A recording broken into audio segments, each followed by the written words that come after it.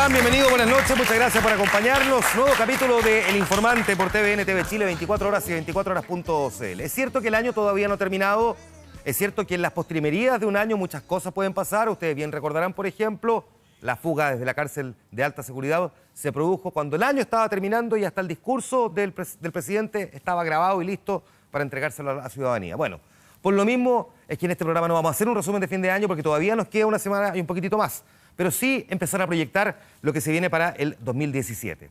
Lo vamos a conversar con expertos en distintas áreas. Vamos a intervenir en una conversación que va a mezclar política, economía, internacional, deportes, música, tratando de proyectar cómo se nos viene el 2017. Un año que desde ya uno podría decir, tal cual como creo lo definía el diario El Mundo en un artículo hoy en España, es el año, parece, de la desglobalización. ¿Por qué? Ya lo vamos a conversar. Primero, el cómo llegamos hasta aquí para ese 2017 lo vemos en la nota de Rodrigo Sí. Se cierra un año que estuvo marcado por la desconfianza, los cuestionamientos y las críticas. Un 2016 donde la política, los empresarios y las instituciones a todo nivel estuvieron en la mira de la ciudadanía. Un escenario sin duda complejo para proyectar lo que viene.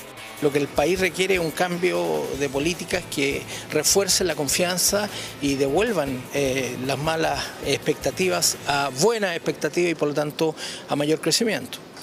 El gobierno ya definió su agenda de prioridades para el 2017, con proyectos emblemáticos como descentralización, nueva constitución, aborto en 3 causales, nuevo sistema de pensiones y reforma educacional. Lo que el gobierno va a tratar de hacer durante el primer semestre del próximo año es intentar por todos los medios elevar los niveles de aprobación presidencial. Si es que el gobierno enfrenta la próxima elección con bajos niveles de aprobación presidencial, entonces va a ser muy difícil endosarle el cargo a un candidato de la propia coalición. En materia económica, aumentar la inversión aparece como clave para recuperar el crecimiento. Yo creo que aquí la clave definitivamente es que haya un cambio de discurso definitivo para diluir la incertidumbre que se ha apoderado del país. Hay incertidumbre, todas las mediciones de expectativas son muy malas para consumidores y para empresas. A nivel internacional, el triunfo de Donald Trump en Estados Unidos sorprendió a muchos, tanto como la aprobación del Brexit, que implica la salida del Reino Unido de la Comunidad Económica Europea. Se puede esperar mucho más de una distancia entre la ciudadanía y sus representantes, se puede esperar mucho más de estos casos que estamos viendo aislados, de lo que le llaman el terrorismo doméstico, que realmente no sabemos cómo llamarlo, de situaciones que van generando entonces un incremento en la tensión.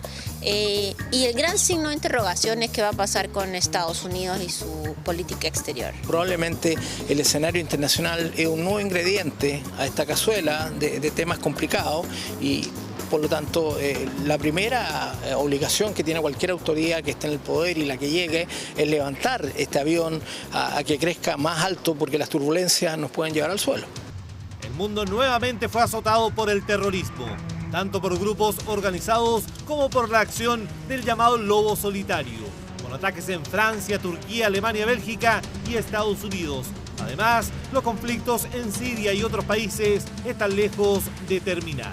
En realidad, cuando uno empieza a mirar, cada continente está con harta efervescencia y además con harta efervescencia muy vinculada a también algunos fanatismos, ¿no? Desde el fanatismo pro rifle en Estados Unidos hasta el fanatismo más religioso. Y la verdad es que se viene un periodo más turbulento. En Chile la carrera presidencial está desatada, con los candidatos lanzados para competir en las elecciones del próximo año. Todo esto marcado por un inédito proceso de primarias en las coaliciones, y con la participación por primera vez de los chilenos residentes en el exterior. Lo más probable es que ambas coaliciones se enfrenten un proceso de primarias inédito, muy diferente al de 2013 debido a que los niveles de competencia han aumentado considerablemente, lo que se explica o va aparejado a altísimos niveles de incertidumbre. Hoy día es muy difícil señalar quién va a ser el próximo presidente, cuestión que era muy fácil el año 2013, donde había consenso de acuerdo a las encuestas de que iba a ser Bachelet. Precisamente vamos a partir hablando de eso. Voy a presentar en todo caso de inmediato a nuestros invitados. Gonzalo Cordero, analista político. Muchas gracias por estar aquí. Buenas noches. Max Colodro, también analista político. Buenas noches. Bienvenido. Está con nosotros también Gilberto Aranda, analista internacional. Buenas noches. Muy buenas noches. Aldo Lema, economista. Bienvenido. Buenas noches. Buenas noches. Comentarista deportivo, Danilo Díaz. Muchas gracias, Danilo, por estar aquí. Bienvenido. Buenas noches. Y Manuel Mayra, periodista y comentarista musical. Gracias, Manuel. Bienvenido. Buenas noches. Hola, Manuel. Pero vamos a partir un poco con la política, con esto, Gonzalo, de tener un proceso inédito de primarias. Al mismo tiempo con candidaturas que parecieran haberse, no sé si empezado a levantar tempranamente, pero candidaturas que empiezan a mostrar cierto grado de apoyo, pero que al mismo tiempo tienen unos candidatos con niveles de respaldo curiosos, visto que hay un candidato que todavía no dice que es candidato, Sebastián Piñera, otro candidato que se le cuestiona que no pone ideas sobre la mesa o programa de gobierno, Alejandro Guillé, un candidato como Ricardo Lagos que todavía no resuelve el mecanismo para poder convertirse en el candidato de su sector, el bloque PSPPD. Es bien atípico entonces el proceso, ¿no? Es atípico, se ha precipitado por, yo diría, dos razones. La elección municipal, que generó un resultado inesperado y que hizo que la elección se proyecte como muy competitiva, y por otro lado el bajo nivel de aprobación del gobierno, que por supuesto ha producido una suerte de vacío en el debate político y en el espacio político. Entonces eso anticipó de alguna manera el debate. Sebastián Piñera, que es el candidato que aparece en la oposición mejor posicionado, esa anticipación a él hasta cierto punto no le conviene, porque seguramente le está proyectando que él tiene que llegar hasta el final. Tiene que llegar hasta el final con propuestas, con un programa presidencial. Por lo tanto, no quiere desgastarse de tiempo. Exactamente, él tiene que administrar con mucha prudencia el tiempo. Y en el otro lado, en cambio, no hay un candidato claro todavía, a pesar de que para mí, encuesta que posiciona aún más la situación de Alejandro Guillé. ¿Podría, en esa misma lógica de lo que dice Gonzalo Max, perjudicar entonces a Alejandro Guillé el haber quedado tempranamente como el candidato mejor aspectado de la nueva mayoría? Yo creo que no. Yo creo que en este caso Alejandro Guillé de alguna manera ha sido el fenómeno disruptivo, novedoso, emergente, que de alguna manera ha removido un escenario político que estaba de alguna manera definido. Y en eso yo creo que los tiempos han jugado también favorablemente a Alejandro Guillé, precisamente porque aquí lo que se espera es que haya una definición que en el caso de la derecha está mucho más resuelta. En el caso de la derecha no había duda de que el candidato que tenía posibilidades de ser el candidato único del sector y probablemente, según anticipan las encuestas, el próximo presidente, sino que, pero en el caso de la centroizquierda eso era hasta hace muy poco algo mucho menos evidente.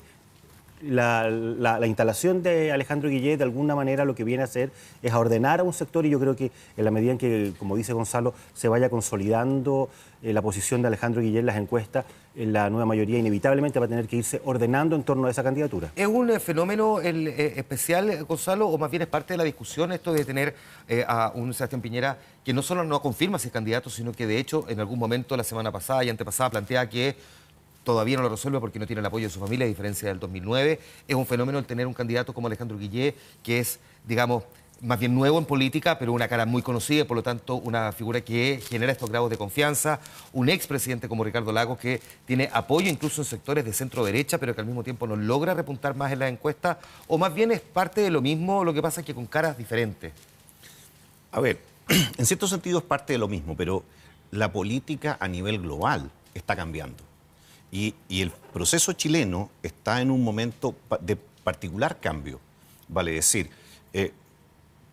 terminado el ciclo de la concertación, se forma la nueva mayoría, pacto que aquí sintonizo con la situación internacional, la socialdemocracia está viviendo una crisis muy profunda. La nueva mayoría, por lo tanto, no parece ser un pacto que se vaya a proyectar como se proyectó en su momento la concertación. Y por lo tanto hay una incertidumbre sobre dónde se va a anclar el pacto de izquierda o centroizquierda en Chile. Y eso, a mi juicio, repercute en la definición del candidato presidencial, porque los partidos no tienen claro dónde quieren estar en la elección. ¿Dónde quieren estar aliados? Si quieren estar dentro de un pacto, la democracia cristiana, o prefieren ir con candidato propio. Si quieren el Partido Socialista y el PPD confluir a un nuevo partido de izquierda o centroizquierda, que los proyecte hacia el futuro, con qué tipo de liderazgo, les aparece un candidato nuevo que no está en ninguno de estos tres partidos, que es Guillé. Entonces, la definición tiene que coordinar, por un lado, el problema puntual de esta elección y, por otro lado, el problema estratégico de mediano y largo plazo de cada uno de esos partidos. Además, te agrego, la elección municipal dejó a la nueva mayoría, a los partidos de la nueva mayoría, ante un riesgo grande de perder la elección. Entonces yo interpreto que cada uno de ellos empezó a pensar también en la lógica. Si vamos a perder, ¿cómo quiero perder? ¿Dónde quiero estar si perdemos? Para pensar en el futuro desde la oposición. ¿Que esa podría ser la lógica de Ricardo Lagos particularmente? Es decir, morir con las botas puestas. Eso que muchos reflejaban en... Él fue el que fue a poner la cara por la derrota en las municipales cuando visitó a Carolina Toá en la Municipalidad de Santiago el día de la elección municipal. Yo creo que el caso de Ricardo Lagos de algún modo está asociado al hecho de que Ricardo Lagos representó a un proyecto político muy exitoso que duró 20 años y que siente que ese proyecto político se ha ido desdibujando y lo que busca precisamente es tratar de rescatar ciertas ideas, ciertas convicciones, ciertos principios. Ahora, yo creo que inevitablemente en el cálculo de Ricardo Lagos no debe haber estado el escenario en el que estamos viviendo hoy día. Yo creo que Ricardo Lagos pensó sinceramente que a medida que se fuera instalando su candidatura iba a empezar a aumentar significativamente en las encuestas, y esto ha sido una sorpresa probablemente para Ricardo Lagos y para muchos otros. El que Ricardo Lagos, siendo un expresidente de Chile, habiendo tenido un respaldo y una impronta importante, digamos, en el mundo político, esté todavía mostrando los números que tienen las encuestas. Es un buen punto ese, porque a esto hay que agregar otra cosa también, y es que nos encontramos con un escenario de incertidumbre, visto que hay una gran cantidad de personas todavía que no resuelve por quién va a votar, incluso en mención espontánea en las encuestas, quién le gustaría que fuera presidente, elija usted el nombre que quiera. Incluso en algunas encuestas aparece un porcentaje bastante alto, 30% versus un 44, 45% que muestran estos candidatos Piñera o Guillé. Es decir, esto, como dijo en algún momento Isabel Allende, es una elección que está abierta. Ahora, ese escenario de incertidumbre llevémoslo a la economía, Aldo. ¿Cuál es, digamos, la realidad que nos espera el 2017? Porque hay quienes ya proyectan que en realidad es poco auspicioso y debiésemos crecer más o menos lo que se calcula vamos a crecer este 2016, es decir, en torno al 2%, si es que. Bueno, como la incertidumbre es un tema en la política, también lo es en la economía, y reforzado sobre todo en este último mes con los cambios en Estados Unidos, porque además del triunfo de Trump y de lo que eso puede representar en múltiples aspectos, hay falta de definiciones en las políticas o en la política económica que pueda llevar adelante Estados Unidos en los próximos años. O sea, había más certidumbre, se tenía en algún sentido más claro el panorama o los anuncios de lo que podía hacer Hillary Clinton. Y aquí yo creo que también había, en el punto de vista económico, incertidumbre que viene de la política, en el sentido de que hace 6 meses se suponía o se proyectaba que el debate del 2017 iba a estar centrado en el crecimiento y que el péndulo iba a volver al centro, y que Lagos versus Piñera, que era lo que algunos analistas planteaban como escenario más factible, significaba darle prioridad al crecimiento, y por lo tanto eso se podía traducir en mejora de expectativas y en un escenario ya de cara al 2018 un poco mejor. Y yo creo que eso hoy está en entredicho, como han planteado tanto Gonzalo como Max, y también hay una incertidumbre en el sentido de a dónde va a anclarse la nueva mayoría y Alejandro Guillé. Por lo tanto, se suma a los elementos que vienen del resto del mundo, la incertidumbre de lo que va a pasar en Estados Unidos con las políticas de Trump y lo que va a hacer la Reserva Federal en términos de tasas de interés, las dudas que pueden haber sobre la economía china. Esos son los dos principales elementos que hay que monitorear. Se suma este factor del punto de vista político interno que hace muy poco probable una reactivación económica en Chile el próximo año. Vamos entonces a Trump, Gilberto, porque es la figura del 2016, probablemente junto a Vladimir Putin, pero por razones diferentes, a pesar de que, digamos, el destino terminó juntándolo mucho más de lo conveniente, digamos. Pero quedémonos un poquitito con Trump. Hay quienes han cuestionado, sobre todo en las últimas semanas, visto cuando empieza ya Donald Trump a mostrar realmente cuáles van a ser las cartas que podría empezar a jugar en materia económica, que su proyecto de crecimiento económico está sustentado, digamos, en lógicas muy anacrónicas, es decir, alto endeudamiento público para construir mega infraestructura, por decirlo en simple. Y que en el fondo lo que pareciera ser bueno en un corto plazo para Estados Unidos eventualmente podría ser muy malo. ¿Es Donald Trump hoy día, como presidente electo de Estados Unidos, a muy poco asumir la figura que el mundo necesita en tiempos como este, en tiempos de incertidumbre económica? Y es precisamente eso lo que creo que va a marcar el año en lo internacional. Tú decías, aludías a un editorial de un diario, la desglobalización pienso que va a ser el año de la incertidumbre, con discursos antiglobalizadores, pero de incertidumbre en definitiva. El líder para estos tiempos, Trump, es difícil decirlo. Yo todavía pienso que es necesario ver que tome la guitarra y le empiece a tocar, porque prometió muchas cosas que estaban en los filos de lo verosímil. Él, como lo he dicho en muchas oportunidades, él es un candidato de corte nacional populista, que además va a contrapelo de todo lo que hicieron todas las administraciones norteamericanas a posteriori el fin de la Guerra Fría, de la posguerra fría.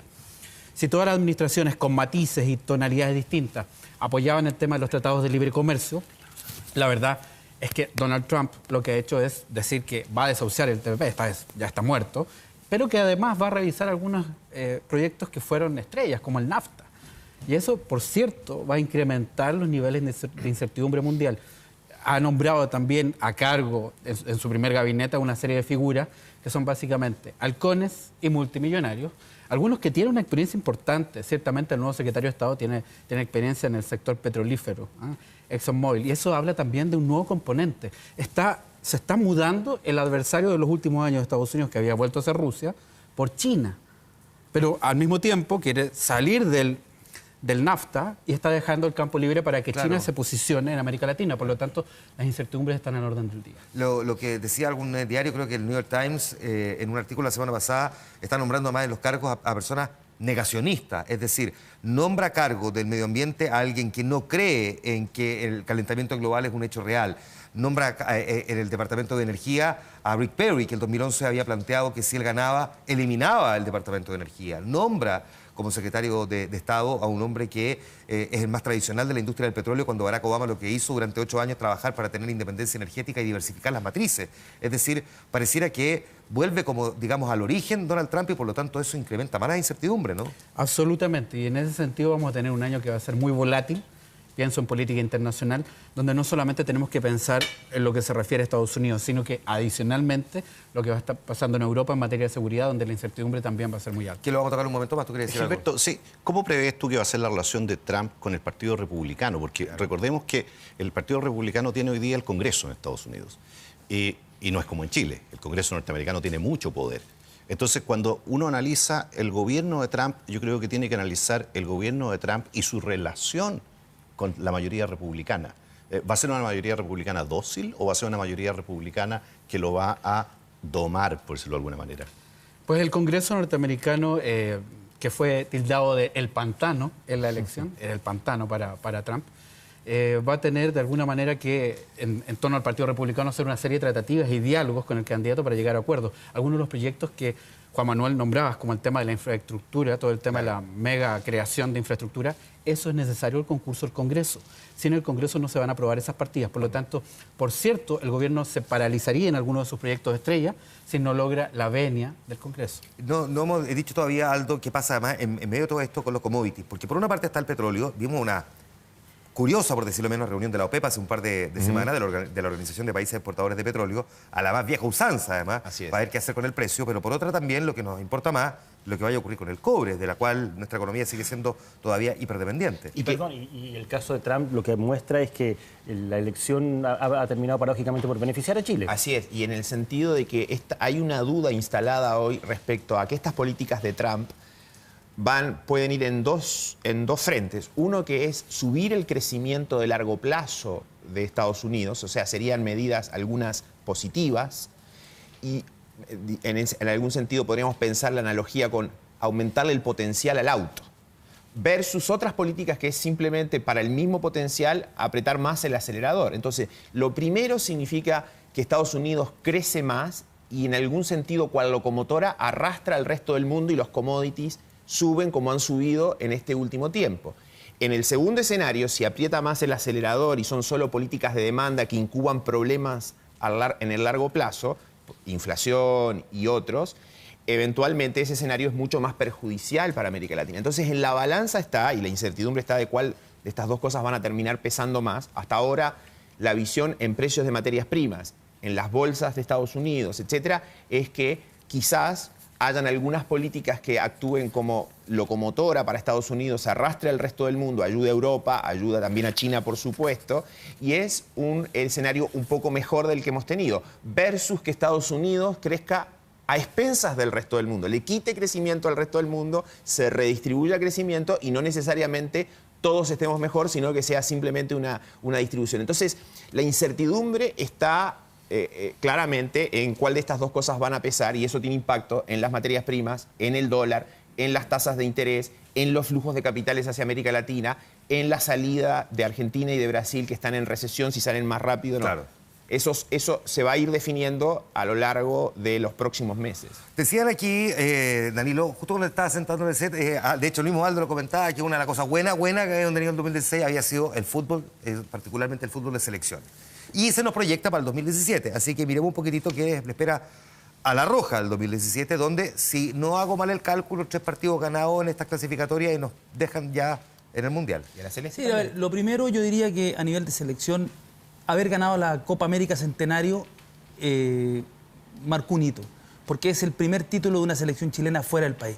Porque más allá del título brillante del año 2015 en Santiago, por la situación de Sergio Jadue, en algún momento se especuló y comenzaron en los pasillos se decía, lo que pasa es que igual los árbitros fueron asignados con ADEO, etcétera, Claro. etcétera. Algo que a mí me parecía de una enorme injusticia, porque el equipo chileno fue el mejor y a la final llegaron los dos mejores equipos, Argentina y Chile, y se neutralizaron en un partidazo. A los que nos gusta el fútbol fue un partidazo. A algunos quizás no les gusta porque fue 0-0, pero fue un partidazo. Me tocó ver el partido Chile-Bolivia en Boston, el de la Copa América Centenario, y la cantidad impresionante de gente que le gritaba a los jugadores ahí al borde de la cancha, de bolivianos, no solamente bolivianos, habían también peruanos, ecuatorianos, que esta copa no la compras como la compró Jadue la otra. Claro, entonces lo bueno es que aquí se zanjó. Se zanjó que Chile era el mejor equipo, por lo menos a nivel continental, en esta etapa, y esto refrenda a una generación, yo no hablo de generación, a un grupo de futbolistas extraordinarios, porque están los de Sub-20 2005, Sub-20 2007, etc.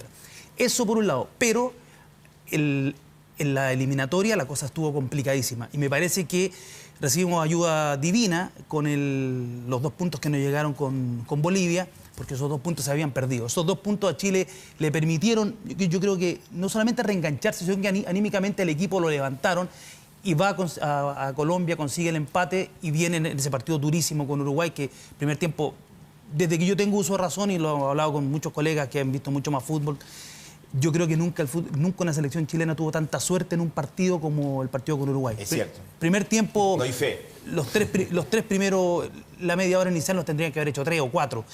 Y Chile tuvo la fortuna y tuvo la categoría de sacarlo. Eso, y yo creo que para 2017 lo central es la clasificación al Mundial y una buena Copa Confederaciones. Pero yo te quería apuntar algo en el plano interno. La recuperación de la confianza, mejoró el público, la gestión de Arturo Salá, podrá tener alguna discusión, pero trajo algo. Trajo, por sobre todas las cosas, trajo probidad, que es algo que se había perdido.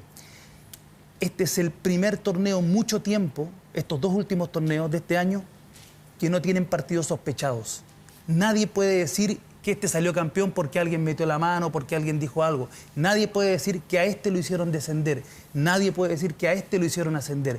Bajaron los que tenían que bajar, subieron los que tenían que subir. Y eso es lo más importante este año en el fútbol chileno, porque se recupera la confianza, porque lo relevante, lo fundamental para la actividad es que exista limpieza. ¿Pero no sientes tú que los campeonatos nacionales han tenido un nivel muy bajo No. en los últimos años? No. Y que eso de alguna manera se ha notado más probablemente en relación a lo bien que le ha ido a la selección. Es que lo que pasa es que estamos hablando de una selección que es campeona de América, con jugadores que están en la Premier League. Hoy día, claro. O sea, Alexis Sánchez está en la lista de los jugadores que van del premio de la FIFA. Arturo Vidal acaba de estar en el premio del Balón de Oro. O sea, el nivel es distinto. Pero a nivel de competencia sudamericana, yo te diría que la competencia no es mala. El problema lo hemos tenido, y ahí está el otro desafío, a nivel internacional, cuando se te desarman los planteles. Los planteles nuestros, en general, para competir internacionalmente, son planteles muy cortos. Entonces, claro, a los equipos se les lesionan 2 o 3 jugadores y al final se te complica mucho el naipe. La realidad de Uruguay, del fútbol uruguayo, es parecida. O sea, una liga que también es más bien mediocre y tiene un plantel de jugadores que básicamente vienen del resto del mundo. Todos. Ahora, yo creo que hay otro detalle que finalmente a mi juicio que es clave, que es la conducta de la gente, no solamente en la liga local, sino que a nivel internacional. Las sanciones que ha tenido Chile, a pesar de que se le ha dicho, se le anuncia por los parlantes en los estadios, se han hecho campañas de prensa, de difusión, la conducta de la gente tiene en peligro a Chile, que si la hinchada no se porta bien. Yo estoy en absoluto desacuerdo con la manera como la FIFA ha ido llevando esto, pero son las reglas del juego. Chile es probable que termine jugando sin público. Déjame preguntarte, volviendo a la selección, tenemos de las 3 dobles fechas, digamos, de la fecha que vienen, los 6 partidos que tenemos programados para el próximo año, nosotros nos toca con visita a Argentina, Bolivia y Brasil, ¿no? Argentina, Bolivia y Brasil. Ya, tenemos ahí, esos partidos son complejos. ¿En qué pie queda la selección el próximo año? Es fundamental que Brasil clasifique lo más rápido posible. Si Brasil clasifica lo más rápido posible, como el último partido de Chile es con Brasil, los va a pillar, yo creo que con saudade o con fiesta. Puede ser. En Brasil. En Brasil. Claro, porque por eso decía, los partidos que nosotros toca de visita son Argentina, Bolivia y Brasil. Pero Chile para clasificar, creo yo, tiene que asegurar acá. Con Venezuela, ganar a Venezuela, ganar a Paraguay. Que sea fin de marzo, ¿no? Claro, después del partido en Buenos Aires. Ganar a Venezuela, ganar a Ecuador, ganar a Paraguay y ganar en Bolivia. Con esos 4 partidos está listo. Ahí tiene 12 puntos. Listo. La otra opción es, yo creo que Chile debiera ganar en Bolivia. Debiera. Y por ahí, un empate en Santiago y los otros 2 triunfos y estamos. Pero hay que ver también cómo a Chile lo va a afectar la Copa de las Confederaciones. Porque son partidos de altísima exigencia, los jugadores no van a tener vacaciones. Y probablemente ahí además se va a generar esta expectativa de conseguir la tercera Copa consecutiva y por lo tanto un grado de frustración también. Allá se le sube el colmillo, se le crece el colmillo. Oye, y un poquito de música también, hablemos un poquito de música, Emanuel, porque Lollapalooza ya se ha convertido en una institución en términos de los mega conciertos, de los mega eventos musicales. Esta vez va a concentrar además figuras que son bien interesantes. Está Metallica, está The Strokes, que es una tremenda banda que ha sido muy elogiada. Está The Weeknd, que también se ha llevado prácticamente todas las distinciones de listas de Spotify, de la cantidad de seguidores que tiene, en fin. Y al mismo tiempo aparece una banda muy ochentera, pero que se instala con mucha fuerza, que es Duran Duran.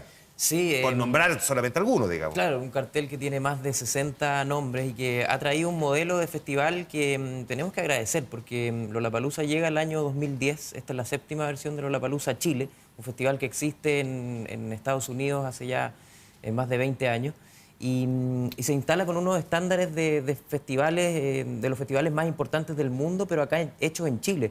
No es necesario ya viajar para vivir una experiencia donde tienes muchos escenarios funcionando, donde tienes una oferta musical que te obliga también a estar despierto, a descubrir durante una misma jornada música que uno no conoce, por ejemplo. Y esto llegó a Chile con alto estándar, ¿no? Con que la promesa de un festival como Lollapalooza, donde los escenarios funcionan a la hora que dice el programa, donde, claro, a veces se quejan de las entradas por el costo, pero es un festival que es así acá y así funcionan en las grandes capitales del mundo. Eso es un hito para la producción de eventos musicales y culturales en Chile, la llegada de este Lollapalooza que hoy día ya se ha instalado, o sea, ya no necesita explicarse qué es lo que es Lollapalooza. Ahora esto ha ido avanzando, se ha ido consolidando esta marca, este evento, y en el sentido de que la gente muchas veces va más allá de los nombres que están liderando el festival. Compra porque ya sabe que fue, por ejemplo, y lo pasó bien. Oye, Manuel, pero no es raro Metallica en Lollapalooza. No, a mí no me Metallica, a mí me gusta Metallica, lo he ido a ver, pero no lo veo. Metallica, ¿cuántas veces Chile? Esta sería como la 5ª vez, ¿no? Ha venido varias Sí. veces. Y es raro porque Lollapalooza había consolidado un comportamiento de la gente que iba al evento, más que a ver a un grupo. Y la venida de Metallica, en esta versión de abril, quiebra con eso, porque hay mucha gente, el seguidor de Metallica en Chile va a ir a ver a Metallica y probablemente no le interese el resto.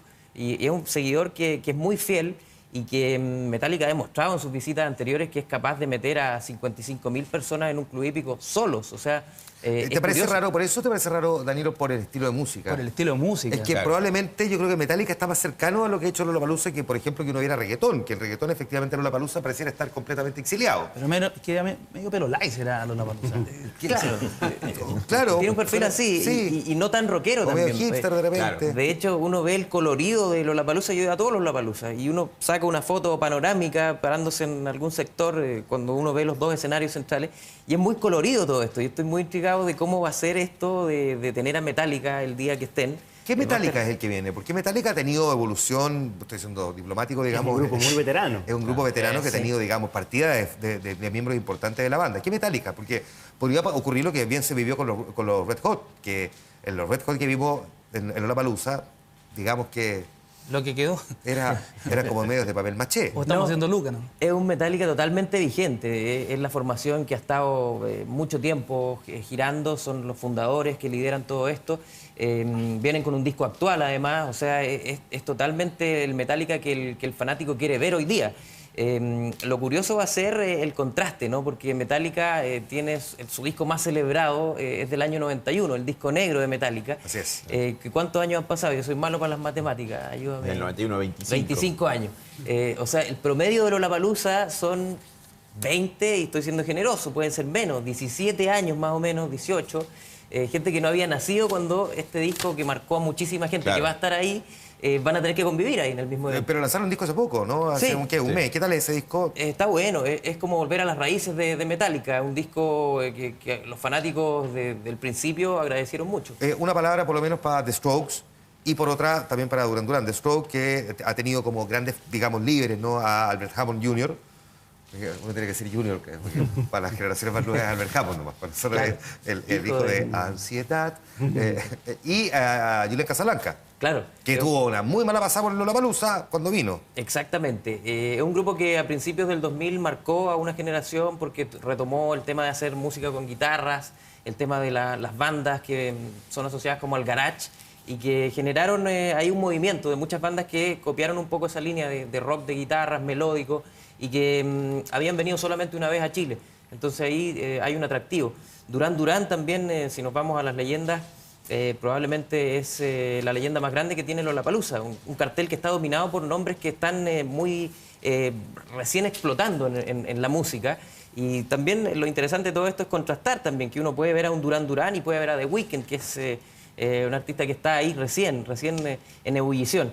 Duran Duran es de esas bandas que a uno a veces se le olvida la cantidad de canciones que tienen. Claro. Y en vivo uno se recuerda, o sea, pueden llenar 1 hora y media fácil con puros éxitos. Y hace mucho tiempo que no vienen a Chile. Hace tiempo que no vienen. ¿Es el elenco original? Sí, con Simon Le Bon al frente, que es un gran frontman. Ellos son muy profesionales y muy rigurosos con el show en directo. Entonces también yo lo recomiendo a los más jóvenes que probablemente no lo tienen ahí en su cartilla para ver en Lollapalooza, que lo vayan a ver. Es verdad que son rigurosos, que les gusta la música en vivo. Cuando en un programa en Mega hace muchos años lo hicieron hacer como con playback y decidieron cantar ni siquiera sin micrófono, o sea, para dejar en claro que estaban doblando. Es cierto, Sí. se me había olvidado eso. Sí, Oye, el show es... Lollapalooza tiene fecha de 1 y 2 de abril. 1 y 2 de abril. Ya va a llevar un mes trabajando el Congreso, después del receso de verano. Congreso que tiene desafío, Gonzalo, de sacar adelante los proyectos emblemáticos pendientes del gobierno de la presidenta Bachelet, porque están, entre otros, la ley de aborto y también la discusión sobre las universidades. Así es. ¿Qué cosas le quedarían pendientes de las promesas iniciales, de las grandes transformaciones que quería hacer este gobierno, que probablemente no van a lograr pasar el 2017? A ver, yo diría que al gobierno el tema constitucional, yo tengo la impresión que no llega al tema constitucional a hacer nada que sea un resultado mínimamente concreto. Me cuesta creer que pueda avanzar en eso en un año electoral además. Después el tema universitario, me da la impresión que la reforma universitaria, el gobierno está entrampado en una situación de la cual es muy difícil salir. Me imagino que irá a buscar un mínimo para dejar un mínimo de reforma y probablemente con un esquema de gratuidad que el gobierno que venga lo va a tener que revisar, ¿no? Al menos. Al menos, efectivamente. Después, en los otros frentes que el gobierno tiene abierto, que es el tema previsional, yo lo que me imagino es que se va a concentrar en el tema de la cotización adicional del 5%. Y la discusión va a estar ahí, que ya es una discusión bastante profunda, digamos, respecto de qué se hace con ese 5%. ¿A dónde va a parar? ¿A dónde va a parar? Y está pendiente, por otra parte, también la nueva Constitución, cuyas bases parecieran haber quedado sentadas este 2016, pero donde hay más bien cierta incertidumbre sobre lo que se podría llegar a avanzar realmente en el 2017, ¿no? Yo creo que hay una incertidumbre muy grande y veo poco probable que haya un avance sustantivo, más allá de que también considero que va a ser difícil que el gobierno termine su gestión sin haber presentado siquiera un proyecto de reforma. O sea, que este gobierno se vaya finalmente y no haya puesto sobre la mesa un texto, no solo la discusión sobre el mecanismo, que es lo que hemos estado de alguna manera observando desde que el gobierno instaló este tema, sino que ya propiamente un proyecto sobre una nueva constitución instalado, al menos en sus lineamientos generales, va a ser un costo político muy grande. Y lo otro, con lo que quiero complementar un poco lo que decía Gonzalo, yo creo que la ley de desmunicipalización de las escuelas públicas es un gran problema, un gran nudo de tensiones importante en la agenda legislativa de este año, que también va a ser, dentro de las cosas emblemáticas, muy complejo si el gobierno finalmente no logra avanzar sustantivamente en eso. ¿Aldo? Y si tuviéramos que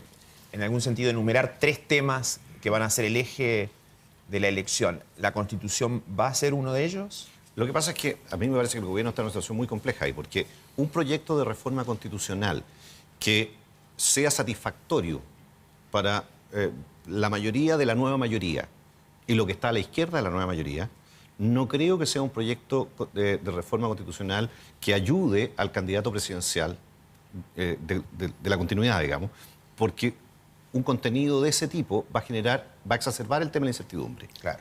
Y por otro lado, un proyecto de reforma constitucional moderado le va a generar un problema interno, le va a generar una división interna. Entonces yo creo que el gobierno está en una situación muy compleja ahí. Y lo que tiene que tratar de resolver, me imagino, si uno tuviera que pensar en priorizar, es en las bases de la institucionalidad sacar el concepto de Estado subsidiario para llevarlo a un concepto de Estado solidario, introducir los derechos sociales en el capítulo 3º de la Constitución y probablemente modificar la competencia del Tribunal Constitucional. Está batallando al mismo tiempo Theresa May en Gran Bretaña, Gilberto, con cómo sacar adelante la votación del Brexit, una vez que ya se manifestó la ciudadanía británica. Sin embargo, el mecanismo todavía está generando mucho ruido ambiente, si debe o no pasar por el Parlamento. Más allá, porque seguramente en eso se van a poner de acuerdo. Entiendo que en los próximos 100 días más o menos uno debería tener novedades al respecto. Abrió, muchos dicen, la puerta para el desmembramiento de la Unión Europea o al menos el cierre de fronteras. Tenemos elecciones en Alemania, elecciones en Francia, donde la ultraderecha muestra a una figura particularmente atractiva para un cierto electorado, y también en los Países Bajos. Además, por cierto, de lo que se ha estado viviendo en Italia. Lo que yo te decía, esto que te citaba, esta editorial del diario El Mundo de la desglobalización, ¿qué uno podría esperar en el próximo año en Europa? Porque ya vamos a ver cuáles son los efectos que tiene desde la perspectiva económica, pero primero miremoslo desde la lógica política. Pues la desglobalización me parece que es difícil pensar a qué parte hemos llegado de este proceso para reflexionar acerca de un mundo donde no esté presente en alguna de sus dimensiones. La globalización económica se puede atemperar, pero que se vaya a acabar, la verdad es que me parece difícil. Pero sí van a haber ciertos aspectos que tienen que ver con también las libertades de migrar, la posibilidad de recibir refugiados que se van a ver seriamente lesionados a partir de la situación que ocurre en Europa. No me estoy refiriendo solamente al desmembramiento que sigue las aguas del Brexit, sino que me estoy refiriendo a todos los ataques que han ocurrido, ataques terroristas que hacen... Como el de Alemania, por ejemplo. Como el que acabamos de ver en Alemania, que sigue el modelo de Niza de julio de este año. O sea, se instala además el expediente del camión kamikaze, no exactamente, pero el camión lanzado sobre una población que está en una ocasión festiva. Porque lo que le complica mucho el panorama a Angela Merkel, canciller alemana, que a estas alturas vendría siendo casi la única que defiende esto de acojamos a los refugiados. Así es, de alguna manera, y teniendo una población de turcos muy importantes dentro de su frontera. Alemania, que se ha constituido en el baluarte de las democracias liberales. Lo que hoy día están avanzando son políticos que desconfían de las democracias liberales, que plantean la idea de la democracia iliberal o de otras formas de autoritarismo competitivo, etc. Y lo que has reseñado me parece que es sintomático de un año que va a ser muy complejo. Yo creo que la crisis de la socialdemocracia que ha sido mencionado aquí no es de ahora. La crisis de la socialdemocracia comenzó con el nuevo siglo, pero se ha ido profundizando. Y frente a eso, el modelo que queda es el modelo de algunos partidos de centro y centro-derecha, más bien que propician la globalización en todas sus dimensiones, y los nacionalpopulismos, insisto, que pretenden de alguna manera sacar a los migrantes, rechazar una serie de libertades. El Tratado de Schengen está siendo hoy día, de alguna manera, está sufriendo por todos los costados, y estas libertades de cruzar las fronteras, incluso al interior de Europa, están siendo puestas en duda. Por lo tanto, ciertamente vamos a ver en el ámbito de la seguridad cambios muy importantes, y la bandera del desmembramiento de Europa, que a mí me parece todavía lejana, ya se va a empezar a ver ondeando en algunos de los tiendas partidistas de varios políticos. ¿Tiene qué impacto económico esta incertidumbre en Europa? Por una parte, la de un Reino Unido más bien tratando de salirse de la Unión Europea, y por otra parte también de economías relevantes. Francia y Alemania son las principales economías, junto al Reino Unido precisamente de la Unión Europea, que están viviendo procesos eleccionarios el próximo año con estos signos de interrogación grandes. Bueno, hay varios temas ahí. Uno, respecto a la desglobalización, yo concuerdo con Gilberto que en el sentido de que esta historia es muy distinta a la que pasó a finales del siglo XIX, principios del siglo XX, donde el mundo en algún modo se cerró y era más fácil instalar ciertas barreras comerciales, por ejemplo.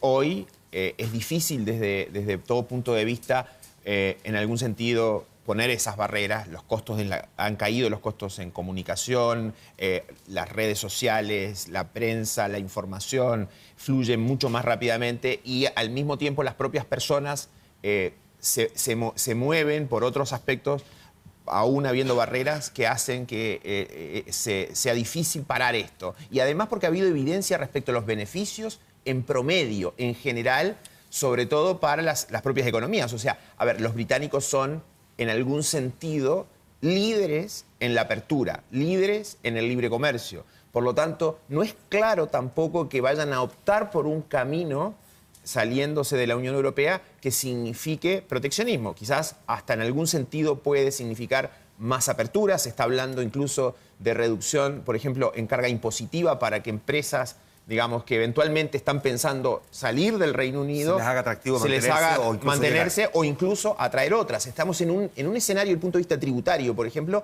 que está cambiando, porque en algún sentido había una uniformización hacia cargas tributarias mayores que hoy Estados Unidos y el propio Reino Unido están poniendo en duda. Entonces, creo que hay que ver cómo va decantando esto desde el punto de vista de las políticas de los gobiernos. Y en el caso de la Unión Europea también, yo diría que este es el siglo de China, el siglo XX fue el de Estados Unidos.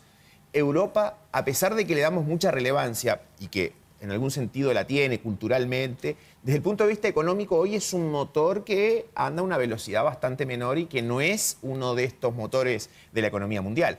La economía mundial es como un avión hoy con dos motores, China y Estados Unidos. Y los otros motores han estado más apagados, Japón, Europa mismo, y por lo tanto creo que la incidencia que pueda tener en la economía mundial es menor de la que a veces se tiende a plantear. Tengo preguntas pendientes que me quedan sobre fútbol, montones, la Chile, que debería pasar con la Chile, Colo-Colo en términos internacionales, Alexis versus Vidal, que debería ser el que proyectaría uno como líder de la Roja.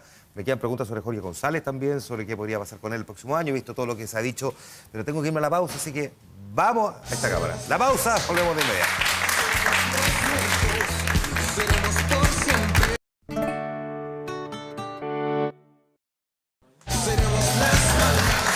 Estamos de vuelta en El Informante.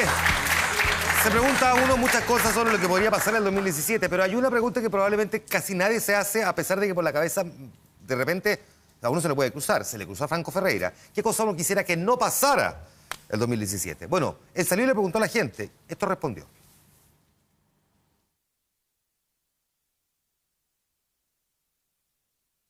Hola, ¿te puedo hacer una consulta?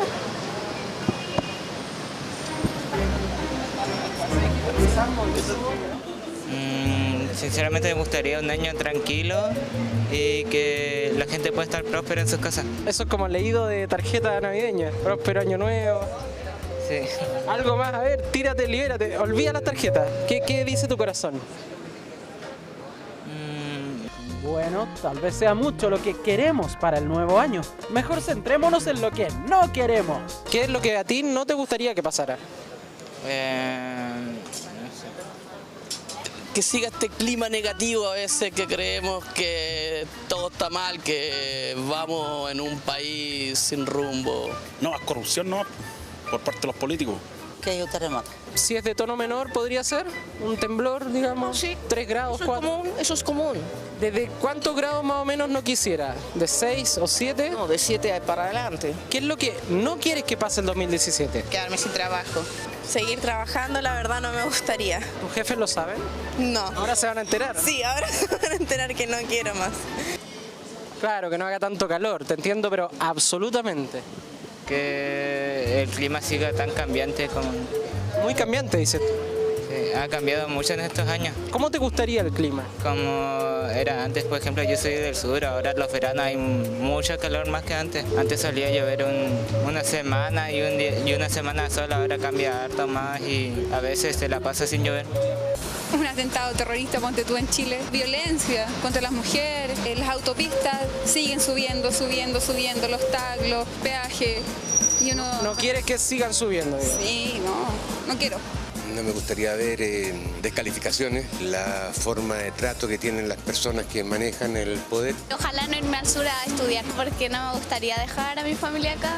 Pero puedes conocer nuevas experiencias también, la vida universitaria, lejos de casa, qué sé yo. ¿Eh? Sí, uno nunca sabe. Peleas inútiles, no sé, por ejemplo, la política que simplemente retrasa las cosas.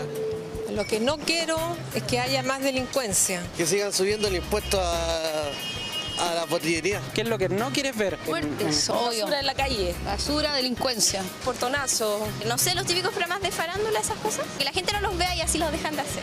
Que deje de caer el precio del cobre, que no sigan jugando con la educación como lo han hecho hasta ahora. Algo más que no quieras que pase el próximo año. Dame una más. Que Trump no asuma el cargo. Que Trump no asuma el cargo. Esa buena, ¿eh? ¿Tú crees que ese deseo se puede cumplir? Nunca se sabe. Una vez algo ocurre. Yo lo dejaría ahí nomás. Lo único que le pedimos a Franco Ferreira, Danilo, es que si alguien iba a tener algún mal pronóstico para la selección, corriera a perderse porque son mufas. Entonces, que ni siquiera lo alcanzara a grabar, cosa que quedó reflejado en la nota. Volvamos un poquitito ahora a hablar de fútbol de selecciones, porque tenemos a una Universidad de Chile con problemas de dirigencia técnica, y Colo-Colo tratando, digamos, de recuperar su senda de ser un equipo exitoso a nivel internacional. Miremos primero a la Chile, después a Colo-Colo. La U tiene un problema que no es de ahora. Si uno mira la campaña desde el 1 de enero de 2015 hasta ahora, es un fracaso total. Sí, la U tiene un problema, y sobre todo su mayor accionista, Carlos Heller, que le va bien en todos sus negocios, pero acá el que más quiere, el que más le gusta, donde pone más lucas, proporcionalmente, le va muy mal. Entonces, a esta altura, la Universidad de Chile está en una dificultad enorme. No es normal que un equipo grande como la U tenga 3 técnicos en 2 años. Se fagocitó a la dupla técnica de Víctor Hugo Castañeda con Lucho Murri, símbolo del club. Ahora no saben bien para dónde van. Cuando los dirigentes andan preocupados si los entrenadores entrenan con un dron o no entrenan con un dron, si los entrenadores andan preocupados si los jugadores entrenan con un GPS, eso son puras tonterías. Lo que tú tienes que preocuparte es cuál es la idea de juego del técnico, y sobre todo en el fútbol de hoy día, yo creo que todos los entrenadores trabajan con la más alta tecnología, conocen los rivales, estudian los rivales, etc. Lo más importante hoy día en el fútbol, a mi juicio, es cómo el técnico llega al grupo de jugadores. Porque hoy día los jugadores manejan mucha información y son rockstar. Entonces, no es el jugador de hace 25 años, un jugador diferente. Entonces, en la conducción del grupo es lo que hace la diferencia. Yo te preguntaba antes de la pausa también por Alexis respecto de Arturo Vidal. ¿Quién debería ser, digamos, al que uno podría mirar en el mediano plazo como el líder de la Roja en esta etapa? Para mí, Pizzi. Él es el que tiene que llevarle la conducción. Él es el que tiene que dirigir el grupo y él tiene que evitar que se produzca eso que tú estás planteando. Cuando en los grupos, en las elecciones, se producen estas discusiones, quién es el que manda, quién es el más cabrón, quién es el que tiene más peso, quién es el que gana más plata, nos vamos al tacho de la basura. Aquí el que tiene que llevar el barco y lo tiene que conducir es Pizzi. Y el otro es Claudio Bravo. ¿Y el otro es Claudio Bravo? Los dos. Ya, el capitán. Dejamos pendiente a Jorge González, por otra parte, también, si bien ya en las postrimerías de este 2016 más o menos tenemos claro que al menos presentación en vivo Jorge González va a dejar de hacerlo, dijo la semana pasada en esta presentación homenaje que le hicieron en el Liguria. ¿Qué uno podría proyectar para el próximo año respecto de esta tan legendaria figura? Bueno, por lo pronto el 7 de enero en la Cumbre del Rock es su último concierto. Lo dijo él hace algunos días, que es la despedida de los escenarios. Él ya no tiene ganas, no tiene la fuerza tampoco de seguir presentándose, que es algo que para él es un desgaste, que no lo estaba pasando bien. Lo de la Teletón no lo dejó con un buen sabor, no fue una buena experiencia, no lo pasó bien y se retira. Creo que no recuerdo algún momento así de especial en un concierto en vivo, ¿no? De un artista que está en la memoria de muchísimos chilenos, que ha hecho historia, que está entre los más grandes. Y Sí, tener la digamos, posibilidad hacer de paréntesis que Manuel Mayra es autor de una historia original, el libro que relata la vida de Jorge González. No de los prisioneros, la vida de Jorge González, la vida musical además de Jorge González, que es un extraordinario libro que tuve el honor de presentar hace algunas semanas. Así es. Y claro, es muy especial lo que va a pasar ahí porque es despedir a un hombre. Por ejemplo, lo que pasó con Cerati, ¿no? Que a él le vino un accidente cerebrovascular, que es un problema bastante similar a lo que le pasó a Jorge González. Y durante los 4 años que estuvo ahí en coma, muchos fanáticos de todas partes del continente fantaseaban con que alguna vez se levantara y pudiera hacer un concierto, ¿no? Jorge González, bueno, le vino algo muy parecido, se está recuperando, está ahí batallando y va a poder cumplir de alguna manera esa fantasía de los fanáticos, ¿no? Ha tenido algunas apariciones, pero esta va a ser muy especial. Yo creo que va a quedar en la historia de poder despedir a un hombre que primero tiene la fuerza de poder pararse en un escenario como el Estadio Nacional, que no está en sus mejores condiciones él como para hacerlo, pero lo hace igual, y poder tener esa valentía, ese coraje de revivir parte de sus canciones frente a un escenario gigante. Es realmente muy especial lo que va a pasar ahí. La escena de la música nos va a contrastar un montón con la siguiente pregunta, digamos, pero el próximo año también es el año de Justin Bieber de vuelta en Chile. Sí, en ese mismo lugar. Sí, pues, exactamente. Claro, y Justin Bieber, un chico que hoy día ya no es tan chico, es un adulto, tiene 23 años, y que viene en una versión bastante interesante, diría yo, más allá de los gustos, aunque uno puede escucharlo o no, yo no lo escucho en mi casa, pero me parece interesante el crecimiento que ha tenido. Un tipo que desde los 12 años, desde muy niño, tuvo esta exposición y que partió como estos típicos fenómenos, él no particularmente Disney, pero con esa lógica, ¿no? de enganchar a los niños con una buena pinta y canciones orejas. Pero luego, ahora transformado en adulto, ha logrado lo que casi nadie de ese tipo de artistas infantiles puede hacer, que es reconvertirse en un artista que puede tener buena crítica. Muy buena crítica, claro. Digamos, con el último disco. Ahora, va a ser muy contrastado el Justin Bieber que vimos hace algunos años respecto al que va a venir entonces el próximo. Claro, es un adulto ya, bueno, igual tiene sus arranques, es un poco impredecible también, porque donde pasa se puede salir de padre, puede generar algún escándalo, que eso ya le da un ingrediente extra. ¿Y quién falta porque venga? Buena pregunta, porque... ¿Van Halen? Se hablaba que volvía U2 el año que viene. Pero los que no han venido, porque han venido prácticamente todos. De los grandes yo diría que prácticamente todos, y ahora uno puede ir ya más por los gustos, no sé, se habla de Tool, por ejemplo, de parte de fanáticos más específicos, gente que quiere que vuelva a AC/DC, pero está muy complicado, ¿no? Que vuelva al continente. Yo creo que sí, de este momento que estamos viendo en la música, es bien afortunado para los que estamos cercanos a eso y que nos gusta, porque tenemos la posibilidad de ver en vivo y hemos tenido la posibilidad de ver prácticamente a todos los que nos gusta. Yo voy a dejar plantear esta pregunta, me voy a ir a la pausa. ¿Cuál va a ser la mayor incertidumbre cada uno de ustedes en la escena que quiera? No necesariamente en la área que manejan, no necesariamente en la política o la economía o lo internacional, deporte o música. ¿Cuál es la mayor incertidumbre que nos trae el 2017? Dejo plantear esta pregunta, tenemos que ir a la pausa, volvemos al tiro.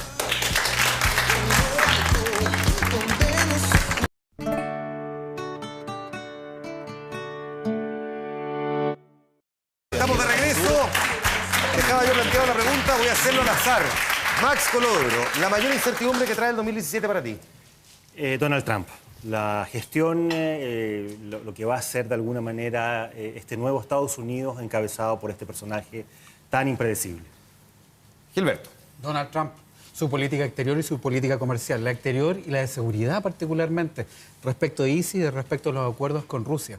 Van a contrapelo de lo que se hizo en las últimas administraciones y también respecto a qué va a hacer de China. Vamos a ir de nuevo a algo así como una bipolaridad con China, porque lo plantea como el gran adversario a batir, además de los musulmanes y de los mexicanos al interior. Manuel.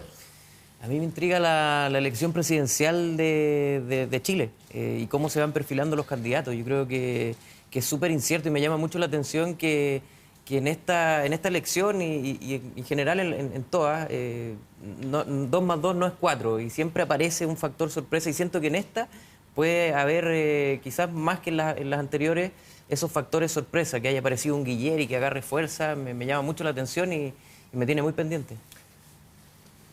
En Chile, ¿cómo se va a redefinir el mapa político? Y si la izquierda a la izquierda de la nueva mayoría es solamente un fuego artificial o va a tener... termina aprendiendo fuerza. Danilo. El terror. Yo creo que el terror que se está instalando, que está instalado en Europa, uno lo revisa en las redes sociales, conversa con amigos que viven allá. O sea, Europa hace 10 años, hace 5 años, era el paraíso. Hoy día la gente tiene temor de salir a la calle. Entonces me parece que ese es un cambio brutal en nuestra sociedad. Y en Chile, yo creo que cómo va a venir marzo con el año académico. Porque los estudiantes, a diferencia de otros grupos, salen a la calle y generan hechos políticos. Y hago clases en varias universidades y yo veo los cabros, converso con ellos, etc. Y la gracia es que hago clases en cursos de primero, tercero, cuarto. Entonces, vamos bien variopinto el tema. Yo creo que la cosa viene peluda el próximo año. Punto ahí, Aldo. Uniría los tres temas que en algún sentido se mencionaron. Por el lado de la globalización y un factor de incertidumbre clave es China.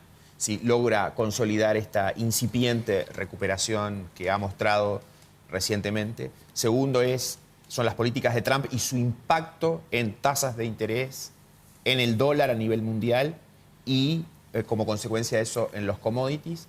¿Y qué viene para Chile de 2018 en adelante? O sea, si efectivamente el péndulo vuelve al centro y el crecimiento es prioridad y por lo tanto estamos en un escenario eventualmente de recuperación, o si seguimos en un escenario en donde el crecimiento está en un segundo plano, subordinado a otros objetivos, y por lo tanto eso hace que se prolongue este cuadro de mediocridad en materia de crecimiento de la economía. Bueno, ahí están, por las incertidumbres y también las pocas certezas que tenemos del 2017. Muchas gracias, Gonzalo Cordero, muchas gracias, Gilberto Aranda, muchas gracias, Danilo, muchas gracias, Manuel Mayra, muchas gracias, Aldo, muchas gracias, Max, también por haber estado aquí. Gracias al público por habernos acompañado. Aplauso para ello. Con la música de Me llamo Sebastián, esta canción, Hijos del Peligro, que es la que nos ha acompañado en el programa de hoy. Los veo el fin de semana en 24 Horas Central. Que estén muy bien. Buenas noches. Nuestro destino.